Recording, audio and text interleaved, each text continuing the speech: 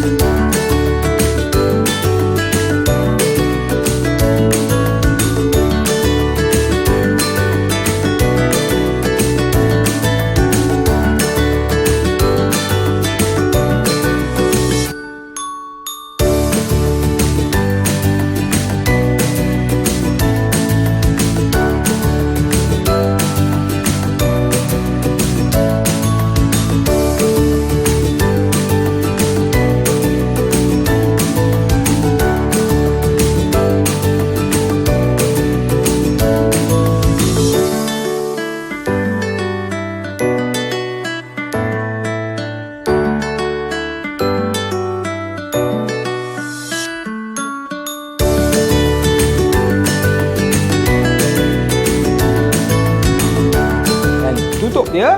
Sementara kita tunggu dia betul-betul masak sehingga sempurna, saya boleh minum kopi dulu ke, tengok TV ke, baca khabar ke. Kan mudah? Mudah betul.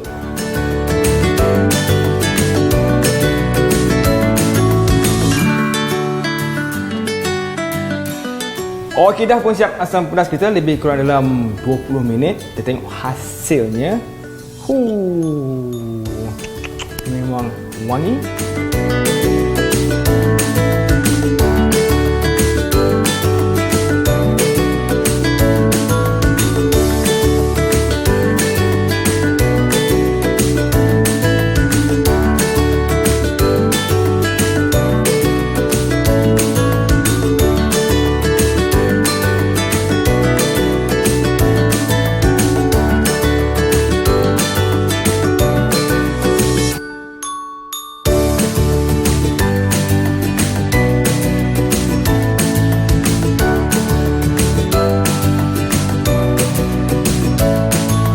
Inilah kehebatan thermal cooker La Gourmet. Saya boleh buat masakan yang panas ataupun yang sejuk. Sangat mudah dan juga menjimatkan tenaga dan masa semudah 1, 2, 3.